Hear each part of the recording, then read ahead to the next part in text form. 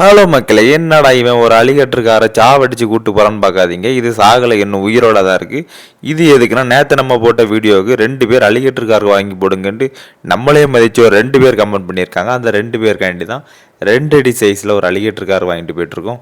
இதுதான் நம்ம மான்ஸ்டர் தொட்டியில் இன்றைக்கி நம்ம ஆட் பண்ணக்கூடிய மீன். அதையும் நான் தூக்க முடியாமல் தூக்கிட்டு போய் தொட்டியோட திண்டலை வச்சுட்டேன். வச்சதுக்கப்புறம் ரப்பரை கலத்த முடியாமல் கஷ்டப்பட்டு கலச்சியாச்சு. அப்புறம் தான் இதை மெதுவாக விடலாமான்னு எனக்கு ஒரு பயமும் இருந்துச்சு, கையில் கடிச்சிருமோன்ட்டு. நானும் அதை மொத்தன்னு உள்ளே விட்டேன்.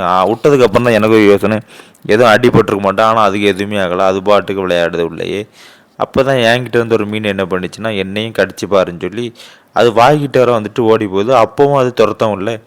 அப்புறம் என்கிட்ட இருக்க மீன்லாம் அதை பார்த்து பயந்து போன மாதிரி பார்த்தா எல்லாம் அதுக்கிட்டே விளையாட ஆரம்பிச்சாச்சு. அப்போ தான் என்கிட்ட இருக்க ஒரு ஆஸ்கர் அதுக்கிட்டே மேலே போய் படுத்து விளையாடுது.